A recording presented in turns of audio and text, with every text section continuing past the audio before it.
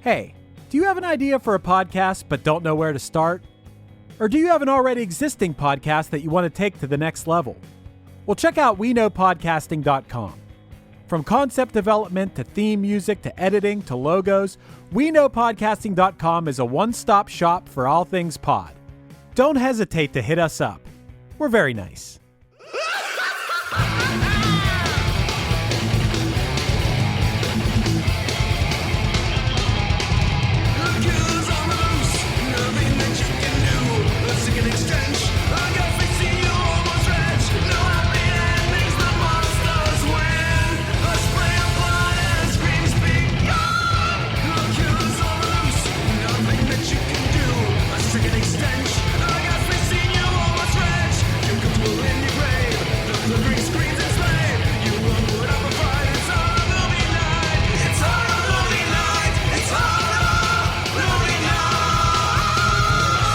Everybody, welcome to another episode of Horror Movie Night. Once again, Brian is just straight up abandoning us, but we are joined by Jacki of the Jersey Ghouls podcast. Yes. Hey, there's Jacki. That's her name.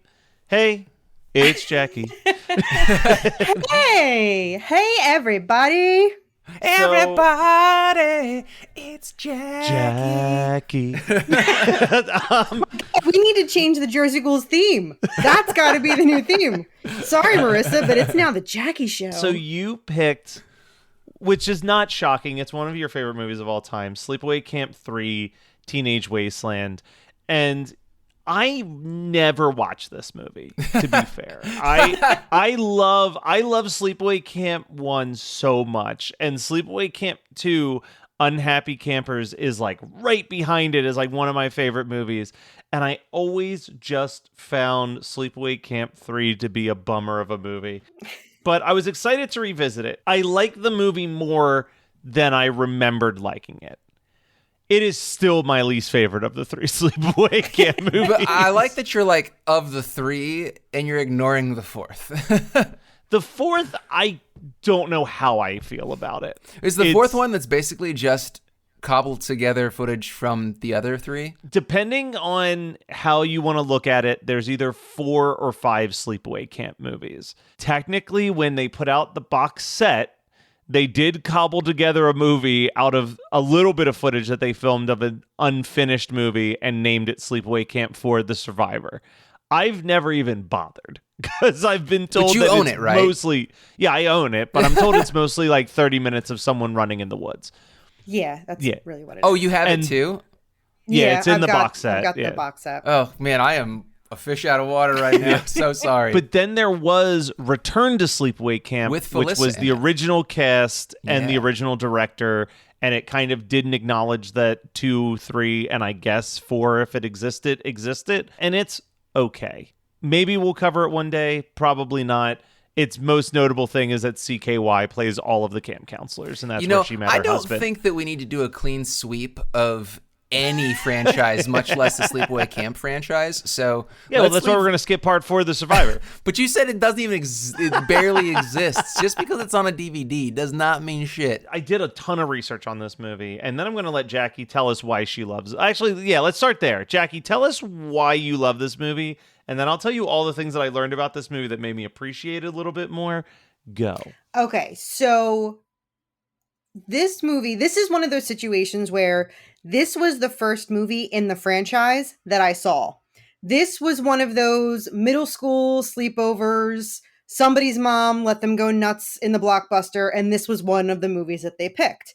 So it's me and a bunch of my girlfriends. We're probably like 10 years old, and we watched this movie. And of course, everybody else has their eyes closed, or they have gone off to play light as a feather, stiff as a board.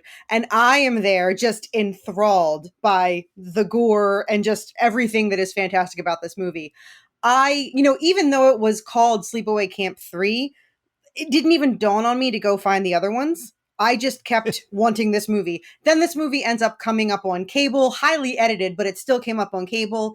And it probably wasn't till I might have been in high school, but I may not have been, I may have been in college when I finally saw the second one. I was definitely in high school when I saw the first one and then the whole reveal and the glory that is the original Sleepaway. But yeah, for me, most of this is just nostalgic love because this is where it started. And this was the one I've definitely seen the most. Out of all of them, I've seen this one the most, hands down. I 1 and 2 are almost tied because I feel like every time I finish one, I'm like, man, let's just keep on trucking right into part 2. And you absolutely love Springsteen. Oh Jesus, I'm gonna sound stupid. Pamela Springsteen is so fucking charming and likable. She shouldn't be.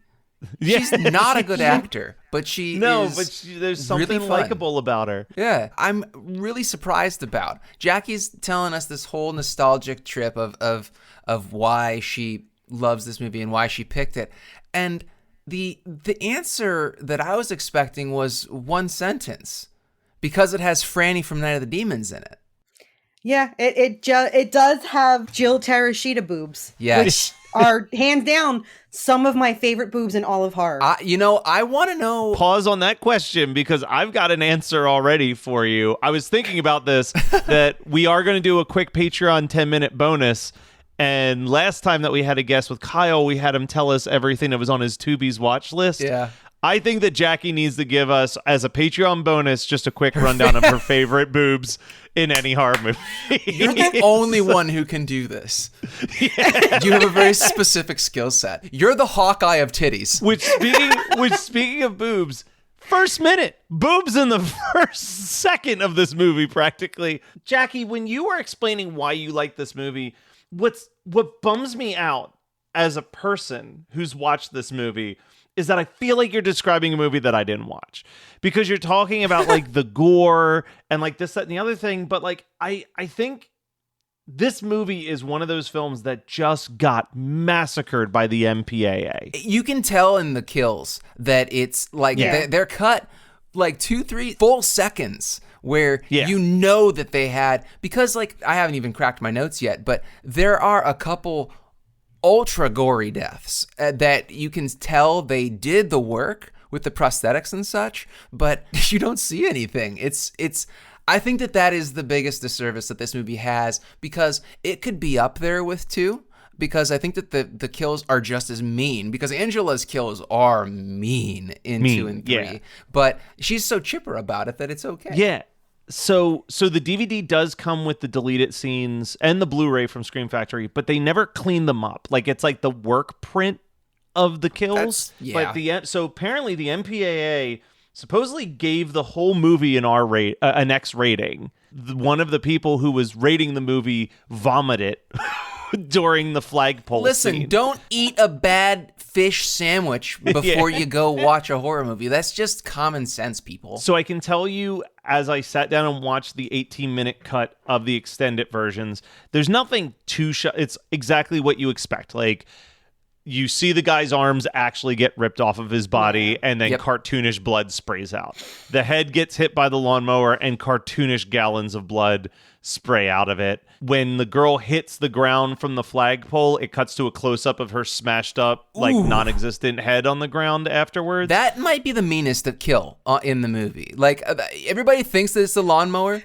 And most deserve it. Yeah, she is such a shit. But then the other one is actually, we do see some of it with the decapitation, but then Angela, in the extended version, kicks away the head, but leaves the knife there, and you just see the hands reaching around for a little bit as blood just keeps pulsating out of the neck against the knife. So it's like, man, I wish that was in the movie. Like, they have the footage. Why not just like...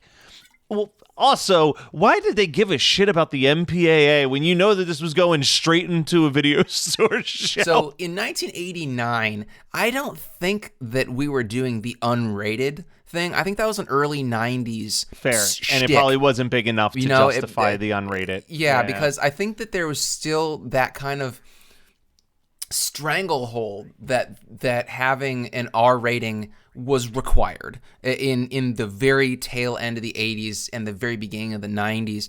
I honestly don't think that this movie, as it stands, deserves to be cut the way it is. I think that it really is a pretty tame movie because of the way that it was cut. Again, I think that's the big disservice to it, because if you got to see the kills, which is the reason... Okay, Jackie it's knows. Why you watch Sleepaway Camp for boobs and kills. Like, that's all this series is about, much more so than Friday the 13th. It's like Friday the 13th, if Friday the 13th was like vegetable stock and you boiled it down. You want that extract. You don't care about the characters. Everybody sucks. And Angela is kind of an anti-hero. She's just killing people that suck, you know? Yeah. So the one last thing that I learned about this movie was that the producer on set while they were making part 2 was having so much fun and was like so happy with all the footage that he just immediately was like, we're going to make part 3. I'm going to write the script with my friend while you're filming this, and then we're going to do a weekend of pre-production and just dive right into filming part 3. So that's why it takes place at the same camp as last year, was that was the set that they already were on. The best thing about it is that this was filmed in the fall. Oh, for sure. Because like it's cold, the trees are turning colors. Everybody's wearing those like down vests. You know, and you can tell that they were not having as much fun outside as in 2. But if I remember correctly, 2 was also filmed off season. So I think it was September. And so they were so like, this may have been like October when they were filming this one. They were seriously not having a good time on set. Not like they did in 2. Because in 2, I think that shows, you know, like this movie has a smaller cast, which is fine. Like, I have no problem with any of these things, but it just seems much more rushed than 2. And I think that's what why 2 works so well, is that it really takes everything from the original Sleepaway Camp and just cranks it up. Just, you know, it makes that broth much stronger. And then I have one last fun fact, and then we can start talking about this movie. So the writer of this movie, I think if you look it up, it's like Fritz something. Turns out it turns out it's actually a fake name. The actual writer of the movie was a improv comic named Michael Hitchcock, who went on to star in all of Christopher Guest's improv movies. The most notable role is he plays Parker Posey's husband in Best in Show. Oh, get busy, B! Oh my God! Incredible. He's the writer of Sleepaway Camp 3, Teenage Wasteland, which I know is something that we all love. Now that all the Matt Kelly fun fact IMDb research is out of the way, Jackie, let's talk about this movie that you love so fucking much with the craziest setup I think I've seen in a slasher film in a really long time, where it's just like, we're going to take kids from the city and kids from the country and toss them in the woods and see what happens. It's genius. I think that, see, this is one of those movies where there's no mystery. You know, when you it's one of those, it's the setup of like, you know who the killer is right away. Like, there is no mystery. So I feel like by the time we have gotten to Sleepaway Camp 3, because there's such a departure in tone from Sleepaway Camp 1 and Sleepaway Camp 2, that we might as well keep going and depart from any sort of rationality. And let's do Sleepaway Camp 3. Like, why not? Let's do a whole bunch of coke and let's make more movie. So coke now or we have Ajax. Now we have this ridiculous plot where somehow Angela just knows there's another camp happening. She kills someone who looks sort of like her. I love it because so I think this is the 4th or 5th time I've watched this movie. No lie. I mean, and every time I forget that first scene. So I'm watching it the other day in preparation for this, and I'm like, wait, why does this girl have the same hairdo as Angela? Oh, that's right. She gets murdered and Angela takes her place. But I also am more confused about the boob tattoos that she has. Does they say something like milk time or what? What is it? I think it says milkshake. It's milkshake. I was close. I think it says milkshake. Yeah, but also like, it's such a head scratcher. So much about this movie is just weird, you know. And that I think says I could a lot have done for me. without. The opening scene is fine. I think I could do without the spray painted Angela's back on a wall. Like, I feel like that's like one step too far. Unless this movie was called Sleepaway Camp 3 Angela's Back and you did like the credits over that. but it's not. It's called Teenage Wasteland because a guy just yells "Party all night, Teenage Wasteland" in the middle of the movie. As he is spray painting the tents. So it's a full circle. That's some amazing screenwriting. And I don't know what your problem is. Fair. It's callback stuff. Because clearly he was the one in the beginning in New York that wrote Angela's Back. I think they were trying to be meta before horror meta was a thing. And I don't think they really did it well. But I give them kind of like a B- for effort. They put in the effort, They do that not the callback. Yeah, they do like the whole Angela's Back thing, like wink to the audience as if we don't know.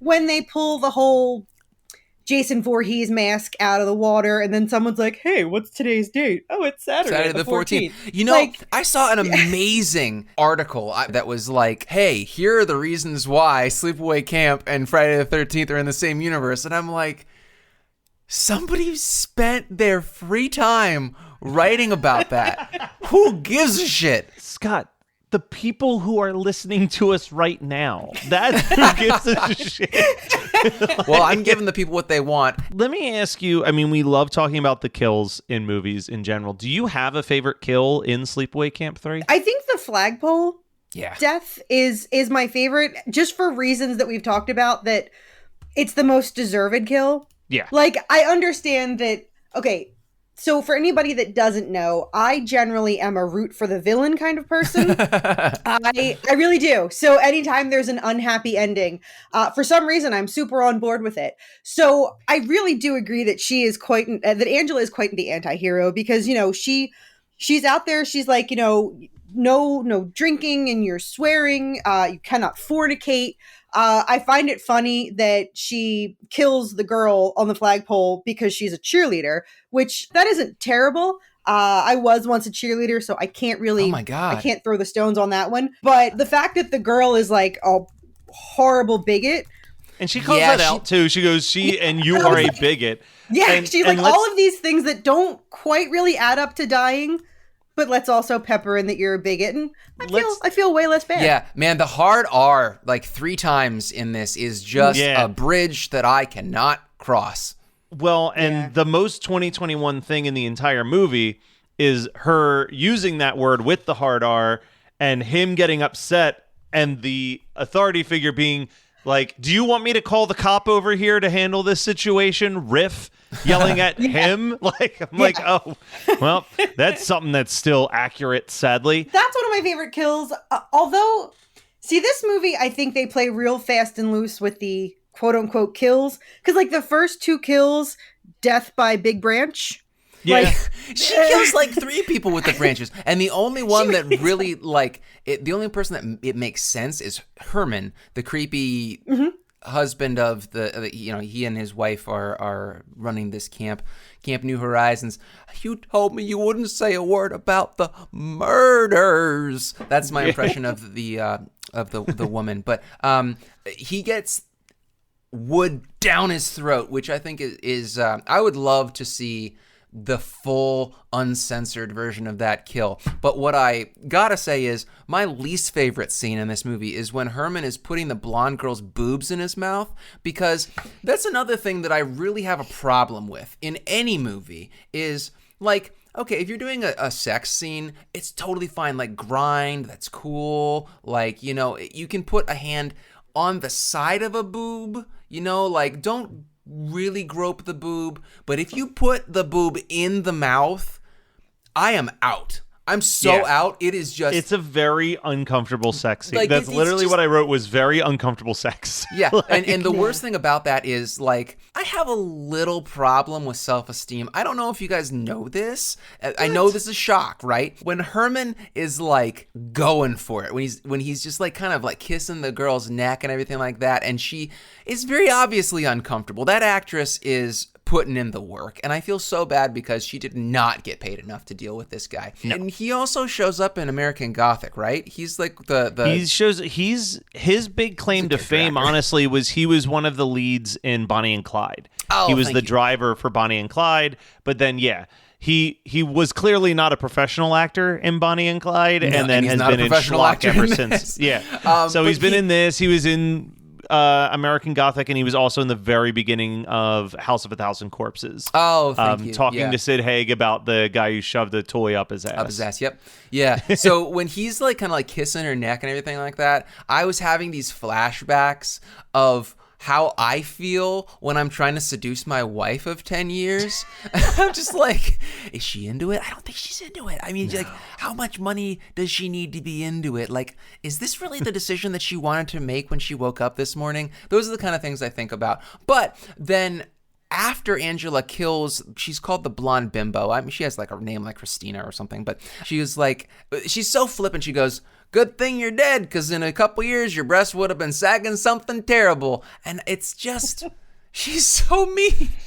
Her zingers are not as strong in this round, I think. But it's still there.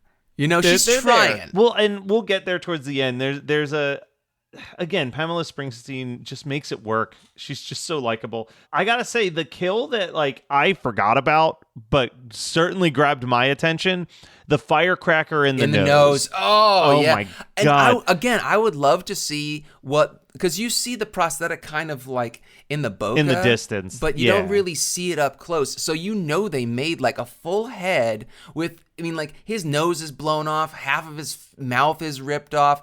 You know, like there's some stuff there that they put time and effort into that I would love to see, but that is definitely the meanest kill. I had forgotten about that until you mentioned it, but I do have my second to last note is like, that's the meanest kill of the movie. Yeah. So I want to talk about one of the last kills in the movie, which is brilliant continuity with part 2, which I guess is easy to do when your script writer just has to remember what he wrote last week when writing the sequel. But Sean from the first movie's dad is the cop who agreed to do this, hoping that maybe Angela would return to the scene and he would get his revenge.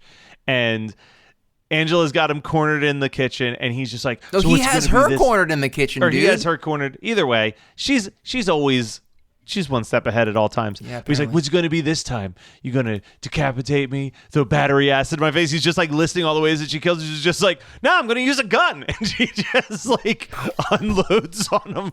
And it's like one of those things where I think that we are so conditioned in slasher films to not even factor in a gun as a weapon when you're watching a slasher movie half the time. It's almost like to the same level as Indiana Jones just shooting the sword guy in Raiders of the Lost Ark. Okay. You know what I mean? Like, it's like such a simple solution. Too much credit for Sleepaway Camp 3, my friend, all right? I want to be there with you, but I just can't accept it.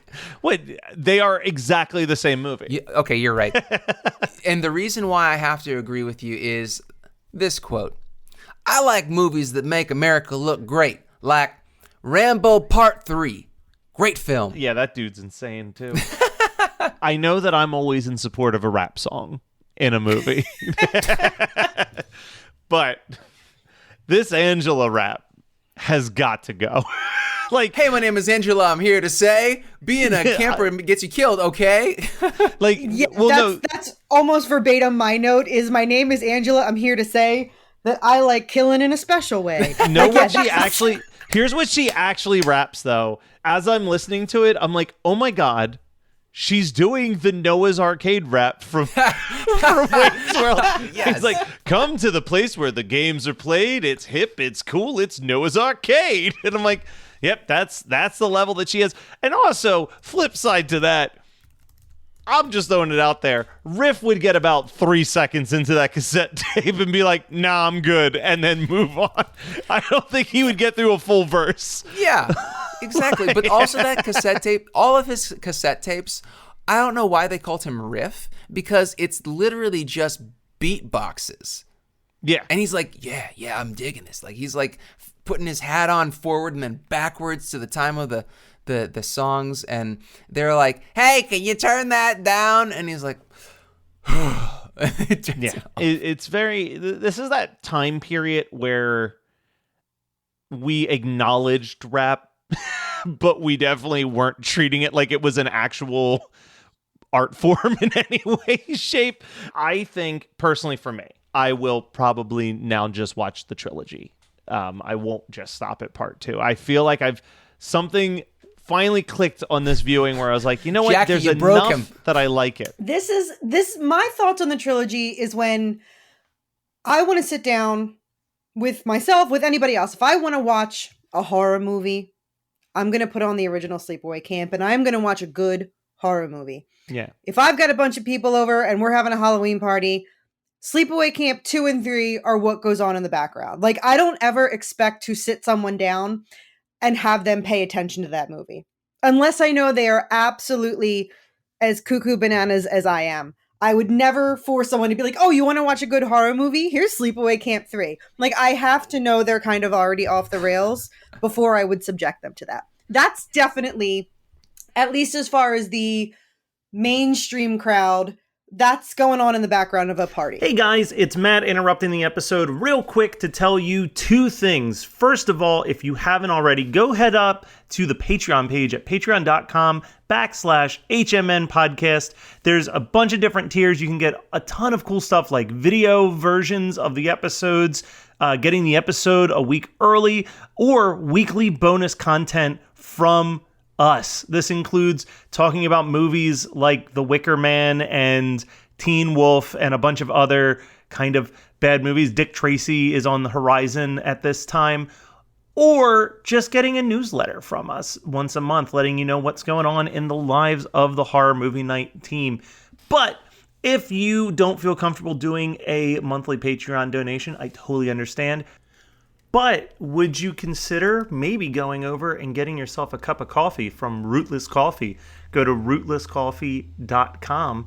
And if you use promo code capital HMN10, you get 10% off your purchase. And it helps out us. We get a little kick of that money. So if you want to help support the show and you're a fan of coffee, Rootless Coffee is a phenomenal coffee brand made from some of the finest beans in Michigan. I know, who would have thought? And it's run by Jono of the pop punk band The Swellers. That's even extra cool if you're a fan of pop punk music, which, if you're listening to Horror Movie Night, there's a good chance you are. Anyway, back to the show. So, Jackie, let me ask you this. You're at the party, you put on Sleepaway Camp 3, Teenage Wasteland, but what's your double feature? My double feature is actually going to be Dude Bro Party Massacre 3. Ooh, man, that is good. No, to me, like, they just kind of have that same just, we are a bunch of asses making movies, and as long as we like it, we're okay.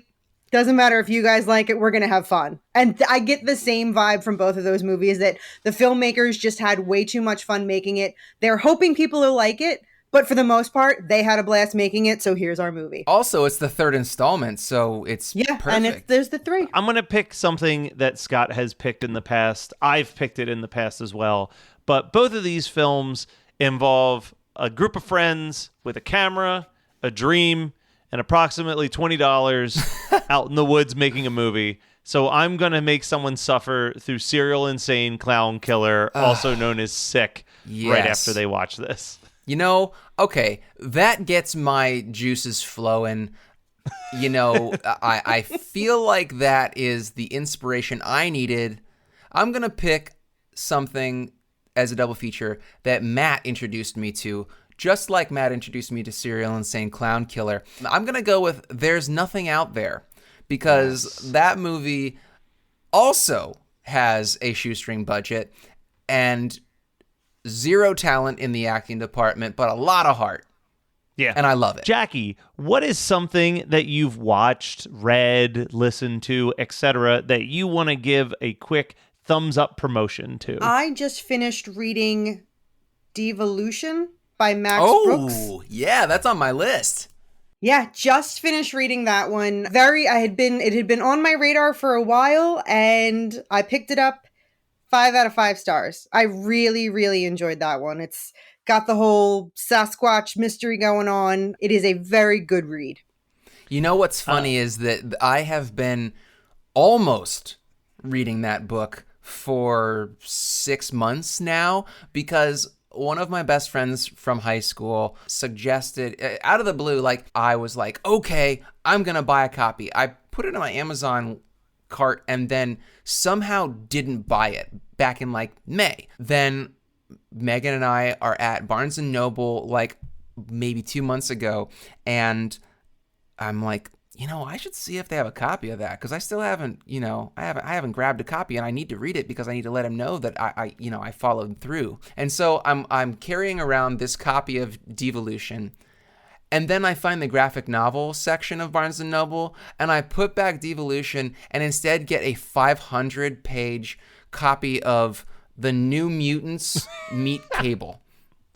Of course you did. I mean, I think really you made the right. Explains a lot about my personality. You made a good call there, Scott. He accepted that. As far as reading goes, I have to give a shout out to Cruelly Yours, the Elvira autobiography, and I crushed that shit in 3 days. Nice. I don't read books that fast anymore. But it was really, really fun, and it's not long. I mean, it might be 200 pages on a good day, and the font is big. It was That's a not huge hard factor. to read. That is a huge factor on my ability to read a book sometimes. And I'm going to keep mine really simple too, because I didn't really get a chance to watch anything new, but I did get a chance to act. Well, actually, no, that's not true. I did watch the Bob Ross documentary that everyone has been recommending, and it's heartbreaking and great. Like, that's basically the takeaway. It's a very well made documentary. It's absolutely heartbreaking, and justice for the Ross family. But I also just wanted to give a quick shout out because I decided to rewatch the first season of Todd and the Book of Pure Evil today. Did. And man, I forgot so much about that show. I remember that I liked this show a lot. And then I popped it in. I'm like, oh, that's right. I fucking love this show. Yeah. We used to quote that show so much. And then we both just stopped quoting it. And I think in that time, both of our memories just evaporated whatever information we had put in there. Because we're so wasted. Wasted. We've got migraines. So that is Sleepaway Camp 3, Teenage Wasteland. We're so wasted. And we are going to be on Patreon shortly after this. Check out Jacki's rankings of some of her favorite horror movies. Love you all so dearly. We'll be back soon. Shout out. Oh, if you of are course, not, the Jersey Ghouls. Yeah, if you are not a subscriber of Jersey Ghouls. And you've got another show, The List That We Missed. I did. I started a new podcast with my friend AJ called The List We Missed. And AJ and I are both... okay, here's a perfect example. There's all these new movies that have come out for like the last 20 years, critically acclaimed, award-winning, blockbusters, everybody loves them. And my dumbass just keeps watching Sleepaway Camp 3. So I've missed out on a lot of movies. The whole concept of the show is when someone's like, hey, have you seen this movie? And I'm like, no. And they're like, oh my God, you need to watch it. And you go, all right, I'll put it on the list. And you know how you never go back to that list? We're finally going back to that list. So every month we are checking another movie off the list with another blockbuster, and we've been having a blast. We review it, then we talk about why we missed it, what we were watching that year instead, and then other fun little factoids about the year. So the List We Missed podcast on Instagram and Facebook, and available on all your favorite podcasting apps. And then also, obviously, Jersey Ghouls going strong for 5+ years. Oh, yeah. Let me just ask you one quick question, then we're going to wrap up. But... and I don't need any extra details. So far on List That We Missed, what is the biggest one that you've been like, shit, this is now one of my favorite movies? Or has that not happened yet? So far, I would say the episode that came out in October, Clear and Present Danger. Okay. Oh, starring Harrison Ford, has been my favorite. I don't think I've ever seen that either. Holy crap. I'm like, I have such a hard on for like 90s action movies. So this was like, this was such a good fill for it. Yeah, so Clear and Present Danger was really badass. All right, well, we'll be back next week with more Horror Movie Night.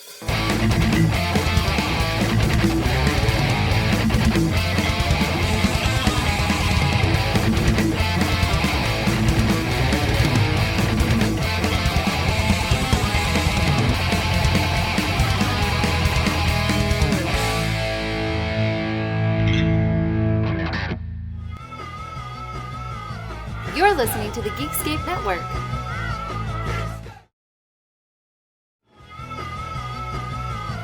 You're listening to the Geekscape Network.